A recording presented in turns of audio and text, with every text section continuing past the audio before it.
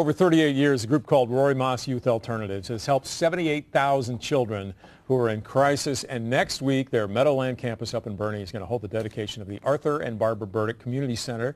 And this is not only to raise funds for the Maas Youth Association Center alternatives programs, but to become a hub for the whole Boerne area. And joining us tonight is Art Burdick with Burdick Custom Homes and Renee Garbins with the Maas Youth Alternatives. And first of all, for those who don't know about Maas Youth Alternatives, just explain to them what that is. Give you the really quick version.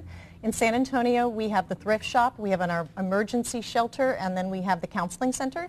And then Meadowland, which is in Boerne, houses, so it's a long-term residential facility for about 75 children who are in the system, abused and neglected children. And then we have the Meadowland Charter School, and now we have the Burdick Community Center. And there's a lot of cool stuff going on out in Boerne, and you knew Roy Maas. I guess that's how you got involved?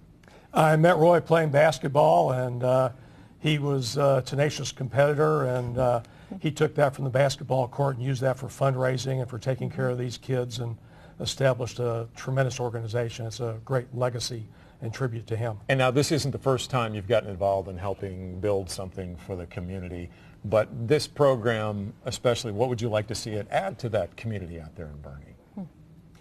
Well, I think that anything that can be done to facilitate the care and well-being of these children is an effort well spent, and that's what my passion is trying to give these kids an opportunity. And a little about Roy, since a lot of people don't know who Roy Maas was, and this legacy lives on in his organization. Tell me about Roy and how you knew him just as a regular guy and a basketball player, but also he was quite a character and gave a lot to the community.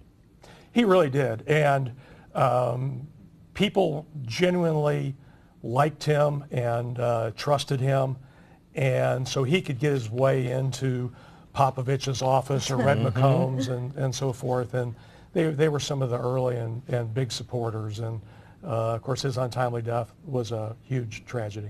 But the center has gone on, the Youth Alternatives program. He was passionate about helping these children. It was something that he believed strongly in, and he actually fostered quite a few of the children himself, and didn't ever adopt many of them, but he did foster them himself. It was just something that was near and dear to his heart, was taking care of children that really had nowhere else to go. And you're having a dedication for this next week, is that right? Next Wednesday from 4 to 6 p.m. in Boerne on the Meadowland campus, and we would love to have the community attend.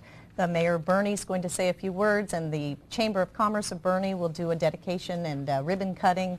It should be a really exciting 4 to 6 p.m. evening. And now this is also a community center. You call it that because it's not just used for youth alternatives. You use it for other things, and then you use that money. How does that work? We want it to be a part of the entire community of Boerne. We want them to feel like this is a building that they can hold events in. You can have a wedding there. And the wonderful thing about that money going back directly to the children to support Maas Youth Alternatives, it's an ongoing source of income for us and an asset to the community in Boerne. And are you going to be out there, and what's it like to have your name on a building? Well, it's actually an honor of my parents, but we're very proud of the building itself, and particularly we're happy about what it will provide to the kids there on the Meadowlands campus. Well, thank you. And again, I know you do a lot for the community in terms of building, and Renee and Art, I appreciate you coming in today. Thanks very much. My pleasure. Evie?